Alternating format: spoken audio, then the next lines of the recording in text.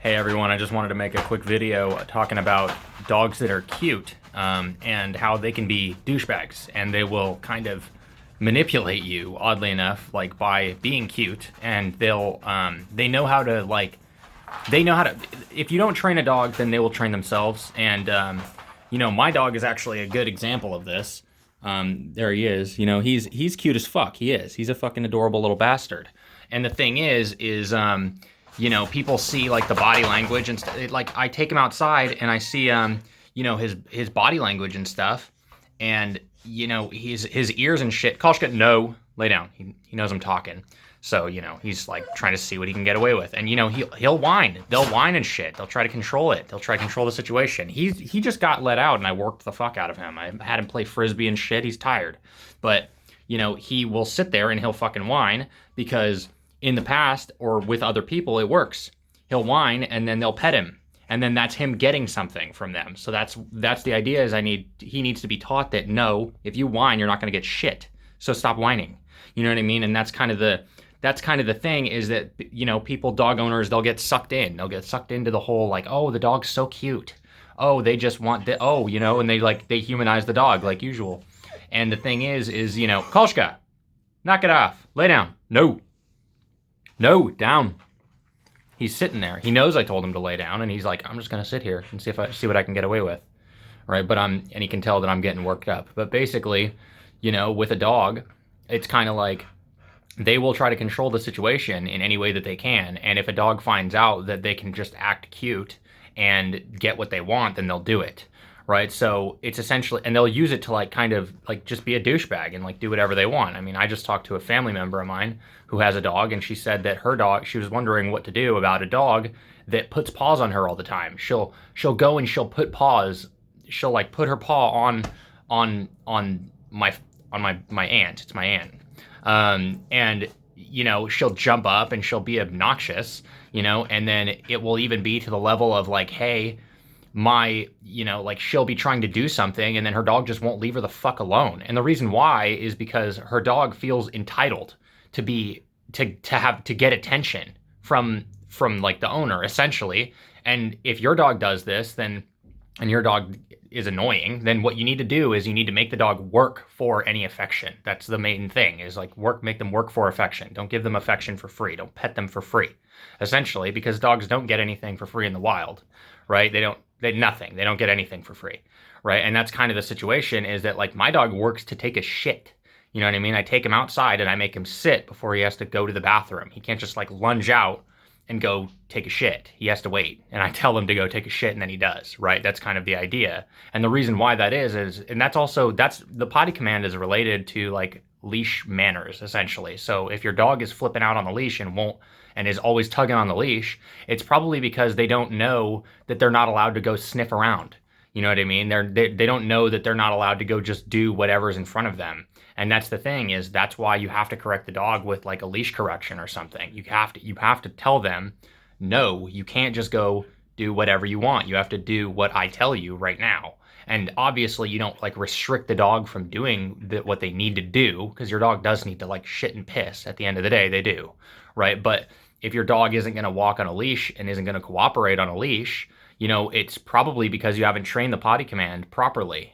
Your dog shouldn't be going to the bathroom just like whenever they want. They really shouldn't. They should be going to the bathroom when you tell them to, if they're on a leash. If you're walking with them in the city or in a town or whatever, if you're walking with them on the street and they're just lunging out and peeing on shit and they're marking, right? That's also a dominance thing. It's like they're marking their turf. They don't need to be marking all the time. They need to let the urine out of their bladder when, the time is right, but they don't need to be marking everything, right? My dog doesn't do that. My dog doesn't mark shit, without me telling him that he has to go mark things, you know what I mean? Or that he has to go to the bathroom. I say go potty, and it's a universal command for both pee and poop, and so I'll go take him out there and then I tell him go potty and he goes potty. And if he just went potty and I know he went potty, then he's just not allowed to go sniff around and just sniff and do whatever. And that's why he has really good leash manners. And that's how you teach the heel command to your dog and get them to not pull on a leash and shit, right? And that's the thing, is it's really important that your dog doesn't feel entitled to affection. If your dog feels entitled to affection, that's where behavioral problems will start to happen. And your dog will jump on people, your dog will jump on you, your dog will take shit out of your hand and stuff.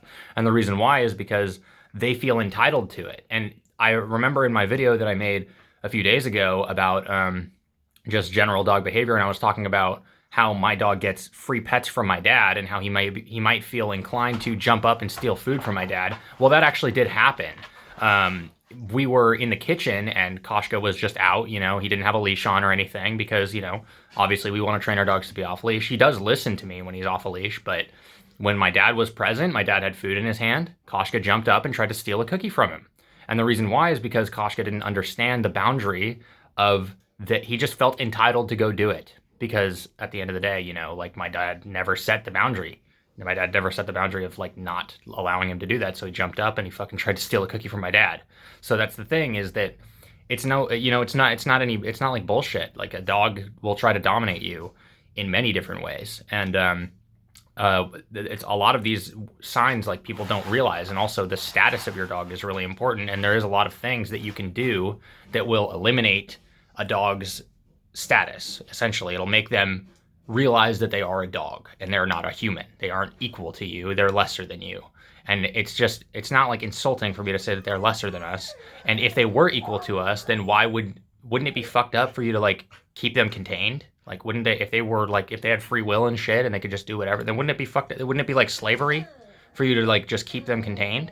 You know what I mean? So that's the thing is that like, they don't have agency for their actions and they are not like us and they are not equal to us and they shouldn't be treated like they're equal to us either.